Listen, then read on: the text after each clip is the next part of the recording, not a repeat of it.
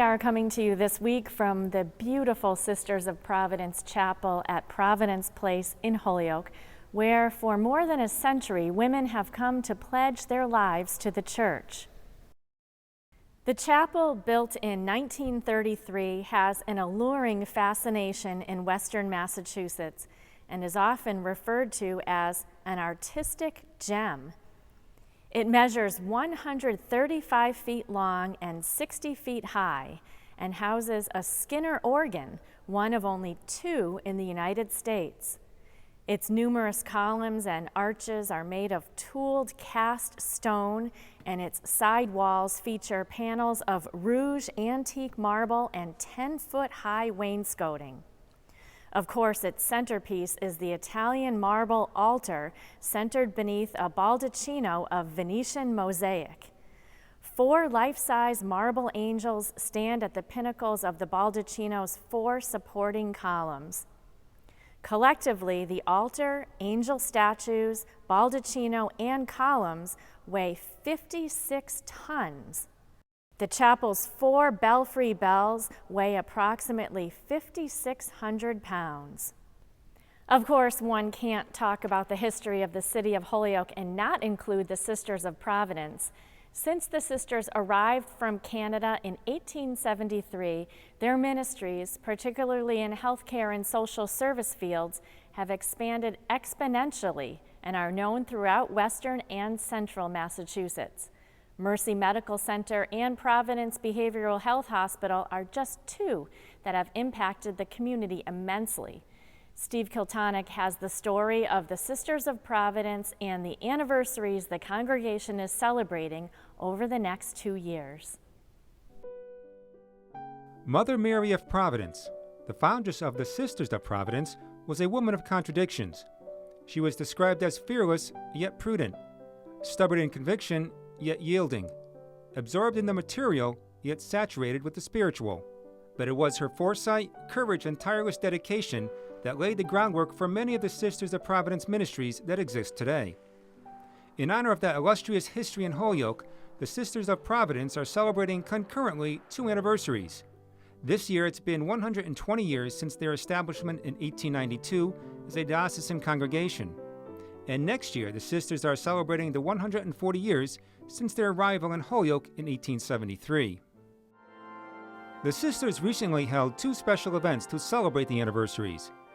On October 14th, an anniversary mass was held at Our Mother of Sorrows Chapel. It was concelebrated by Springfield Bishop Timothy A. McDonald and Bishop Emeritus Joseph McGuire. Close to 200 people attended, including family and friends of the sisters, associates, clergy, as well as 11 Sisters of Providence from Kingston and Montreal, Canada. One of the highlights was when symbolic items signifying the sisters' heritage were presented, including a portrait of Mother Mary, an original constitution, a ceramic statue of a sister, and the congregation's official seal. A day earlier, an anniversary procession and prayer service around Providence Place was held. The sisters first stopped at the Mother Mary of Providence statue to give thanks to the foundress and the early pioneering sisters for their bravery and sacrifices. They then prayed at a tree given by the Sisters of Kingston, from whom the Sisters of Providence roots come. The final prayers of thanksgiving were spoken where an anniversary tree, a paper bark maple, was planted and blessed by various sisters. The Sisters of Providence history in Holyoke began in 1873, when 2 Sisters of Providence from Kingston, Ontario, came on a begging tour. Father Patrick Harkins, pastor of St. Jerome's Church, agreed to the begging if a request was made to send sisters back to Holyoke to assist him. At the time, Holyoke was a bustling industrial town of immigrants. Folks were living in crowded, unsanitary company housing, and there was no hospital. Their disease was rampant, typhoid was around, there were orphans, and many needs. Father Harkins' wish was fulfilled when 3 sisters arrived. They had to travel by boat from their first home in South Hadley across the river to teach at St. Jerome's, but their professed mission was to care for the sick and poor. They actually went into the homes, stayed with sick and dying people. They made burial robes. They took in the children who were abandoned. They cared for the sick. When the Sisters of Providence separated from Kingston in 1892, Mother Mary of Providence, Catherine Horan, was appointed the first Superior General of the new congregation.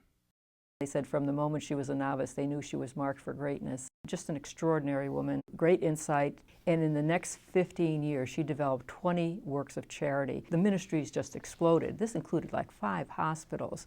Orphanage, she built the first Mount St. Vincent where the orphans were kept. She reached out and established daycare programs. Mother Mary of Providence really planted the seeds of almost every ministry that we are dealing with in the 21st century.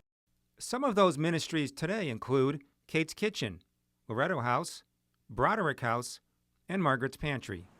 The Sisters of Providence expansive health system network grew.